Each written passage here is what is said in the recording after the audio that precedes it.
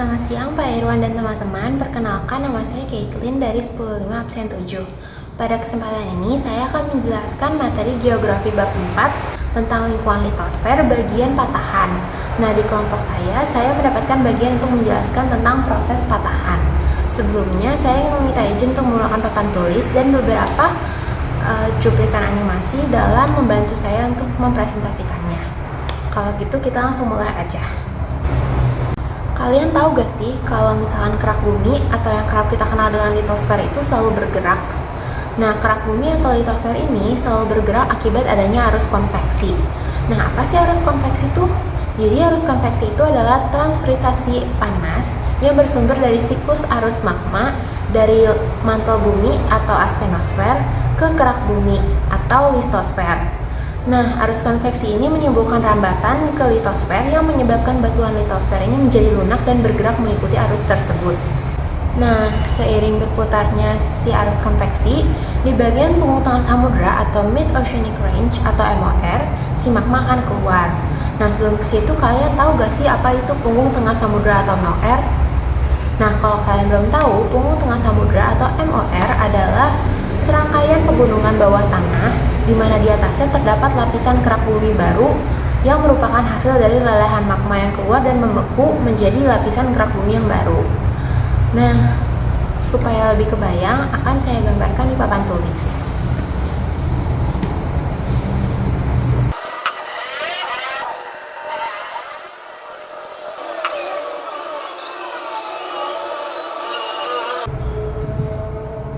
Nah guys, balik lagi ke sini. Jadi ini tuh adalah bagian arus konveksi. Nah, terus magma yang keluar dari sini, magma yang keluar dari lapisan astenosfer. Ini adalah astenosfer ya guys.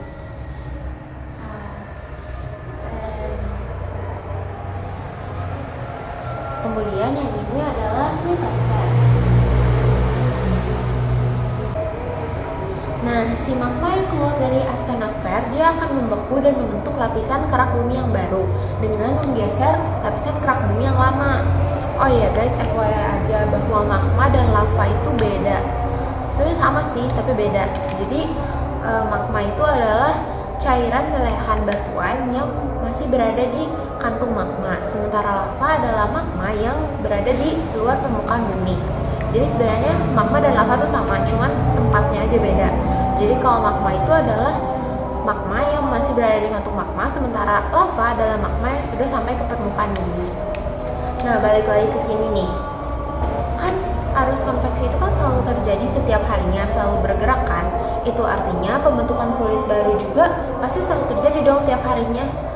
Tapi logikanya kalau misalkan terjadi setiap hari pembentukan kulit yang baru, harusnya volume bumi menjadi membesar dong. Misalkan aja nih, ini kulit tangan kalian, terus tangan kalian tuh tiap harinya selalu menumbuhkan kulit yang baru. Harusnya berarti tangan kalian kulitnya menjadi lebih tebal kan? Tapi kenapa kalau kulit bumi itu nggak lebih tebal? Nah, jadi sebenarnya gini guys, walaupun benar bahwa magma dari dalam astenosfer ini selalu keluar untuk membentuk lapisan kerak bumi yang baru, dan emang secara logika tuh harusnya bumi itu tambah besar, tapi kenyataannya bumi ini ukurannya selalu sama karena di sisi lain, lapisan kerak bumi yang lama di mana massa jenisnya lebih ringan itu dia akan masuk menujam ke bawah lapisan kerak bumi yang lain atau tersubduksi. Subduksi itu tuh adalah gerakan dua lempeng di mana salah satu lempeng yang lebih ringan akan menujam ke bawah lempeng lain yang massanya lebih tebal. Nah, si lempeng bumi yang lebih tua ini yang sudah lama, yang massanya lebih ringan dan lebih tipis, dia akan masuk kembali ke dalam astenosfer, kemudian akan melebur kembali menjadi magma untuk kemudian ikut kembali dalam arus konveksi dan keluar lagi untuk membentuk lapisan kulit bumi yang baru. Nah, selanjutnya kita akan melihat ilustrasinya secara video supaya lebih mudah dimengerti.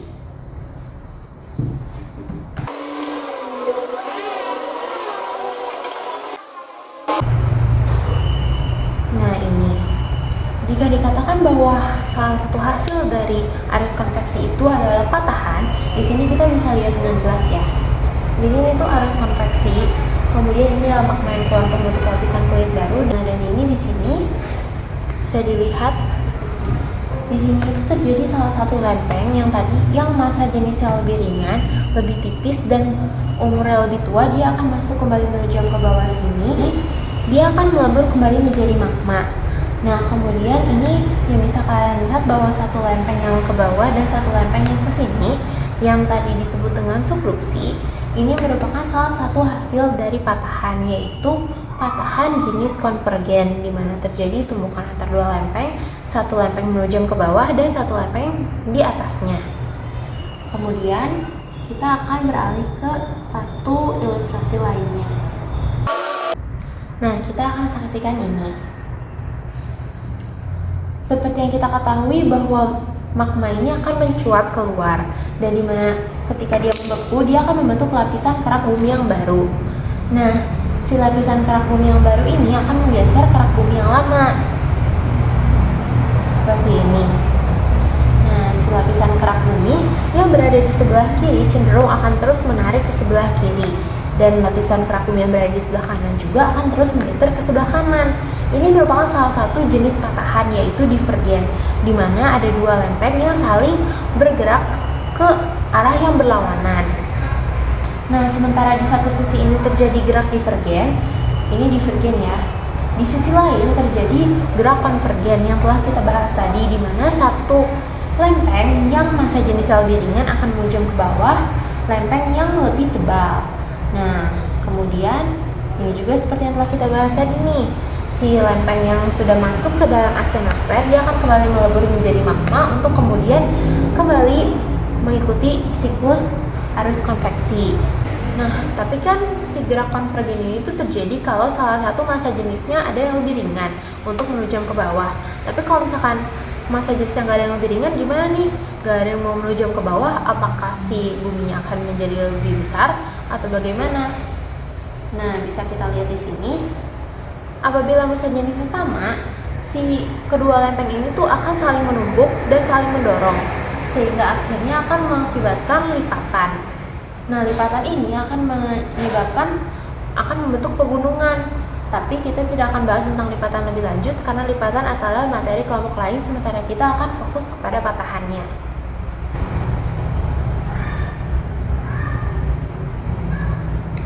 Nah, sebagai hasil produk atau sebagai tahap akhir dari proses patahan ini, kita akan melihat 3 jenis patahan yang terbentuk. Seperti yang telah kita ketahui sebelumnya bahwa ada 3 jenis patahan, yaitu divergen, konvergen, dan transform.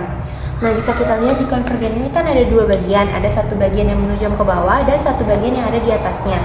Nah, bagian yang ada di atasnya ini kita sebut sebagai horse. Nah, horse ini tuh berpotensi membentuk pegunungan.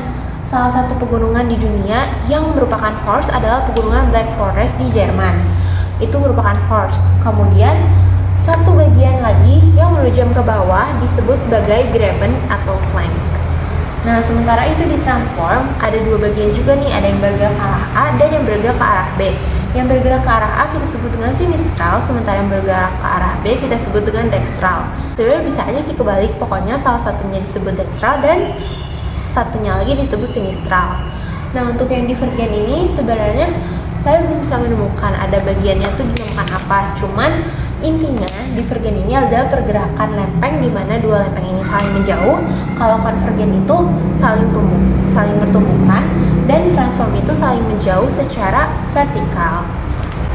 Jadi sekian pembahasan saya tentang proses patahan. Semoga bisa dimengerti. Terima kasih.